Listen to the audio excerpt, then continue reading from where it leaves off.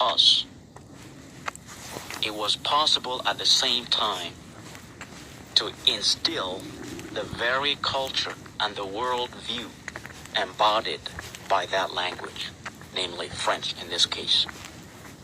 And therefore, it was an extremely powerful experience because of its painful nature. Anybody my age who knows how to read and write still carries in his or her body the marks of his or her own education. We were whipped daily to assimilate different grammatical rules and different letters of the alphabet, mathematical equations, and so on and so forth.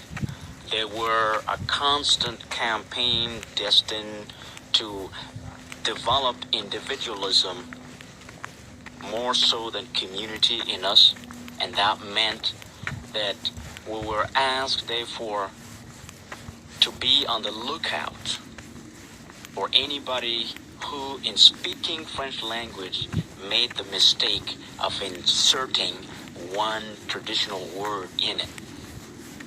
Consequently, of course, there was a constant suspicion developed around and also enforced by the fact that any person who were found making this kind of mistake was asked to wear the skull of either a goat, a sheep, or a cow, as they call it, was a symbol of one's own sin. Or indeed, we were told that it was a sin to speak the language of our saviors, namely the colonizer, the French at that time, in this manner, and that it was extremely injurious, not just to the French, but to the God that they were bringing to us. After 5 years in this so-called missionary school, I was taken to the seminary, where another formal education started. The seminary was indeed a place of intensification of some of the doctrines that were instilled in us during the years at the missionary school. But the seminary was like a huge establishment, one of those establishments that are equivalent to a normal high school in the United States or any Western countries, but which were there to absorb children, boys especially, coming from every area of French West Africa. The purpose? To form people from the native land, those they call indigenous people, into strict missionaries who were therefore to replace the missionaries that were sent from France to pursue the task of evangelization of the west part of the African continent.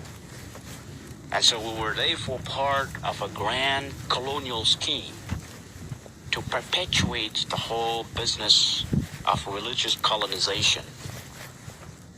And so we were told that the ways of our ancestors are sinful ways, that we were responsible in the reversal of those ways so that the light of God can visit our villages and our tribe.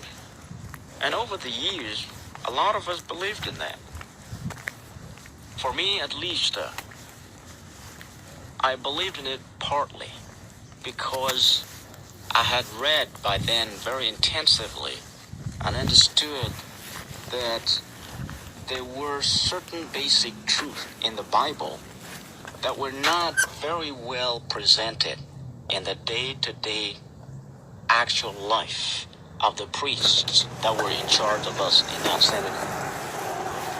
On the other hand, very little of that took deep grip inside of my psyche, because that psyche was constantly visited by the spirit of my grandfather, who would appear to me in key moment of my life to say one thing or another, to the point where I had the feeling that, in fact, he was not dead. He's still around. And therefore, every time in a moment of crisis, I would call on him, I knew that if he would not show up right away, it won't be long before he comes up telling me that he's coming to find out why I called on him. I mean, that was for me something which served like an ingredient that helped me survive the terrifying nature of modern education. The constant appearance of his spirit also kept me in touch with this essential part of myself, which he had communicated to me during his lifetime, and which had something deeply to do with what I was supposed to be doing later on. There were moments when I felt extremely violent, and when I knew that if something does not happen, I would become responsible for a drastic tragedy that would lead to my total eradication. But I knew also that during those times, his energy was around to try to tame the wildness of my own spirit. There were one thing that we learned, because there were about close to 1,000 boys like me in that institution. There was one thing we learned, and it was how to trick and to challenge authority in such a way that we could maintain part of our own sanity in the middle of this huge lie that we were caught in. And therefore, one of the key places where the challenge was operational was on the concept of sin. Each one of us was assigned a priest that we're supposed to confess to every Friday night. To not confess was a sin. To say that you did not commit a sin in the past 5 or 6 days was a sin. And therefore sin was inescapable. One other thing was the fact that you always have to come up with 5 sins in order to be in the average place. And so one had to have a list of sin, at least 5 sins, that you can at least repeat back to the same priest every Friday night in order to prepare yourself for Sunday Mass. I do remember being told over and over, but didn't you confess these sins last Friday? You confessed them last Friday, and yet you did them again. I found out quickly enough that others of my fellow seminarians were also experiencing the same phenomena. So we decided to get together in order to create a sin market, something of a type where we will pass sins around and check on each other's notes in order to create diversity of sins. Now, what happened in the course of that kind of experience was that eventually each one of us would come up with a much larger list of sins that are confessable, because, well, we weren't authorized to commit mortal sins, because in the seminary the sins are divided into 2. There are mortal sins and there are venial sins.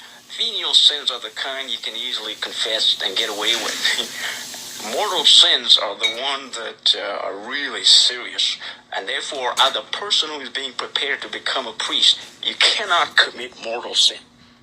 Well, I eventually committed one by grabbing one of the priests and throwing him out of the window, and so I could not confess that. That's what led to my running away from the seminary. But in terms of inventorying venial sins, wait, what? I came up with quite an extensive list that will rotate over the course of Fridays to the point where it was possible not to confess a familiar sin to the priest anymore. Well, of course, this whole thing was done consciously because we had to comply with certain kinds of expectation that were coming to us from the professorial corps made of priests. And so as a result, of course, with this kind of intellect, smartness, and skill developing in the adolescent souls and consciousness, we were getting bolder and bolder. What I know is that my own life there was cut short because of this particular mortal sin that I committed. What happened was that one day we were doing a dictation in the classroom, and this priest who has been bothering me over the years was again on my back, and one thing led to another, and as a result, he felt it was his prerogative to kick me, and in the past I would let go, but this time I could not. For some reason, I just jumped up, and before I found out, we were beating one another as if we were just two ordinary boys. Indeed, years and years of abuse were converted into so much anger power. Oh my God. That the massive French priest felt like a piece of leaf in my hand. And so when he crashed through the window, breaking the glass and falling on the ground outside, there was a great sense of relief in me, even though the rest of the students in the class were really in a state of disarray. And that's when I realized that that gesture was a terminal gesture on my part. And that led me to wanting to run away, which I did, because I knew that there was no way I could be redeemed. But then again, thinking about it later on, I realized that a week prior to that, grandfather had appeared to me and told me that I must come home. I did not know what home he was talking about, because after 15 years leaving my village and my language, my native language, having disappeared, my home was a seminary, even though I didn't like it. That was all I knew. By then I was very literate. I was very fluent in French. I was very fluent in everything taught in French. And therefore, coming home did not ring any bell in myself. That is close to reminding me that the home in question was the home that I had left 15 years ago. It took me about 11 days to walk to the village. It's only 125 miles. But what was important was not so much the walking to the village. It was the arrival in the village. Because it coincided with a sudden discovery that I did not belong to that village. And what made me aware of the fact that I did not belong to that village was the sudden discovery of my inability to speak the language of my parents, the language of my brothers and sisters, and the language of all these people that lived in that village. People think of colonialism as a kind of gentle help extended to primitive culture for their own good. Of course, the colonizer has a right to depict its own mission in this manner to its own people. But when your own native language has been taken away from you, a lot of things go away from you along with that language. When a new language has been instilled in you, a great deal of things, worldviews, cultural things, come along with that new language. So arriving home was a very sad thing for me. All I knew was that I was an odd thing. I could not even communicate to my parents about my feelings. I could not communicate to my sisters in such a way that they would understand what it means to have been away for 15 years. And I found my own anger coming back up again against my father, whom I thought had let me go, in the sense that it did not do anything to stop me from being taken away. And yet all of these feelings could not be expressed in the kind of language that would ensure understanding on the part of my father. I do not know what would have happened had I not started to benefit from the help of my mentor at that time. I referred to him by his name, which is Giso. And because he is the brother of my mother, he's, by village standard, my male mother. And usually it is part of the village dynamic that a male mother is called upon to resolve any kind of tension that a person like me would be experiencing. The good thing about it is that Giso also was a powerful medicine man. His years and years of experience, because he took the seat of my grandfather upon his death, led to his becoming aware of my return home long before it even happened, and he's seeing in me the final task that he was supposed to perform before he checked out of this life. And so Giso, as my mentor, was the person involved with taming my wildness, which I acquired in the course of these 15 years at the hand of white Jesuits. The problem, however, did not get resolved overnight, because here I was in a family forced to live there because I did not have any options of returning back to the seminary, the kind of world that I was familiar with, and finding myself on a daily basis facing the same thing over and over again. And it was basically the fact that I had a tremendous problem integrating the family dynamic and the village dynamic. At the family level, my father was at odds with my temper. My mother was at odds with my unpredictable character. And yet, they both wanted to figure out some ways to help. At the village level, there were talks going on about me, which I weren't aware of, but which was extremely important for the kind of future that was being cooked up for me. In the village, we have something of the Council of the Elders. It is made by 5 different elders who are in charge of the spiritual and cultural integrity of the entire community.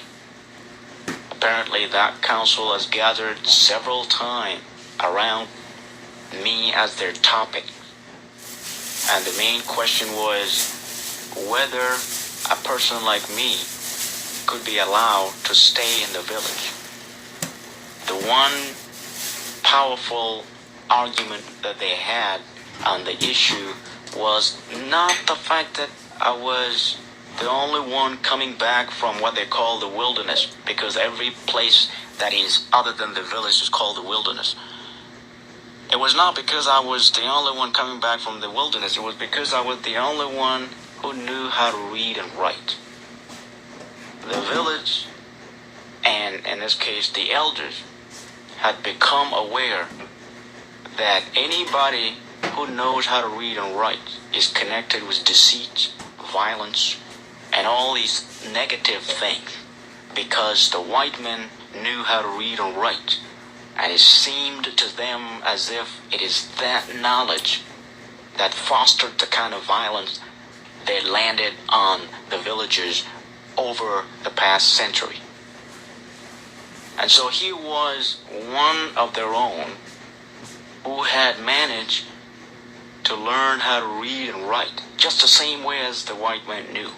And so for them, they were afraid that was a disease that could infect other people in the village.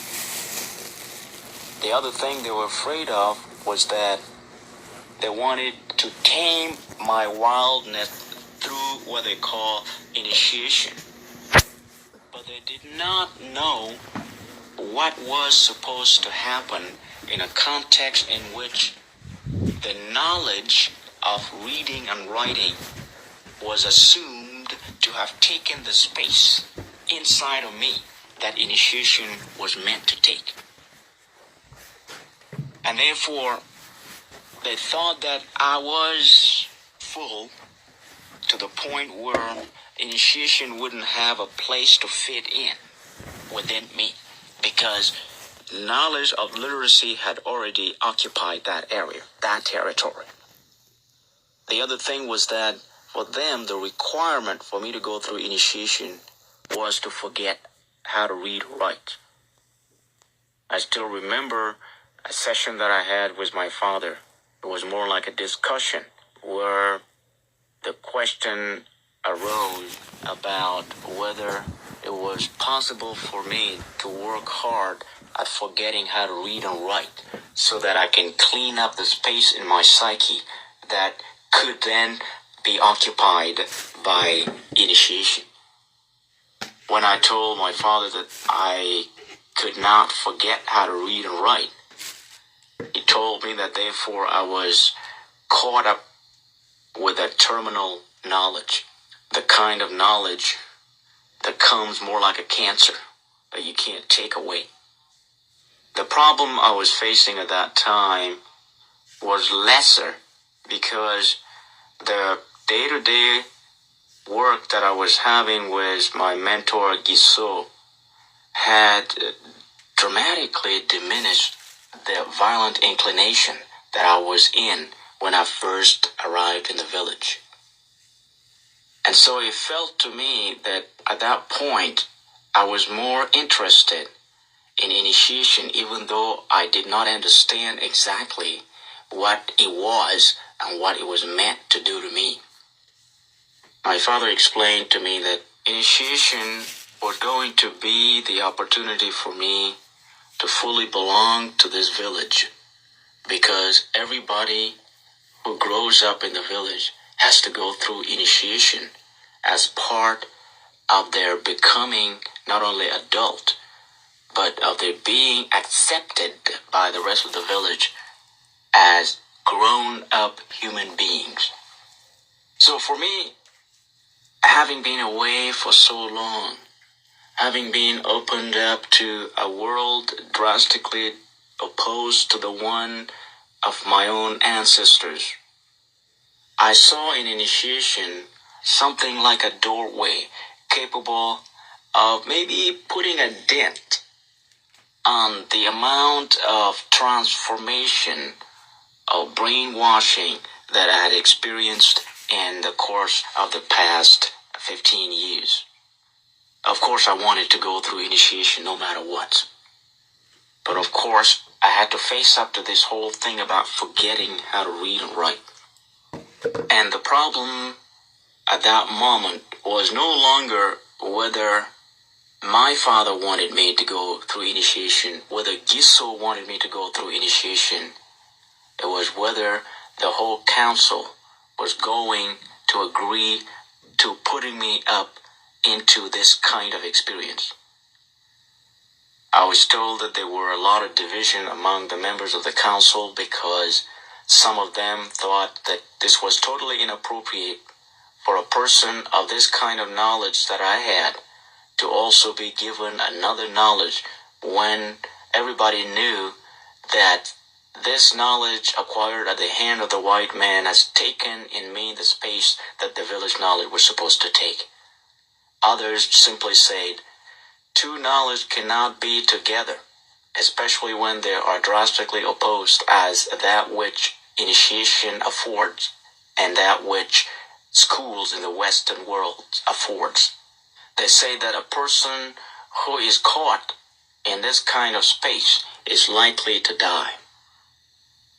They also made the point that it takes a person who was born and brought up in the village in order to have all the chances needed to survive initiation. And here I was only 5 years of my 20 some odd years being lived in the village and the rest outside. Wasn't it a murder to put such a person into this kind of experience?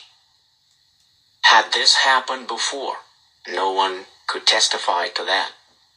And so there were more reasons against my initiation than there were for that initiation. I think today that whatever happened that opened the pathways into this experience was something that came primarily from the spirit of my grandfather, who knew all along that in order for me to live in two worlds and to do the kind of work that I'm called upon to do, that I had to go through this kind of experience.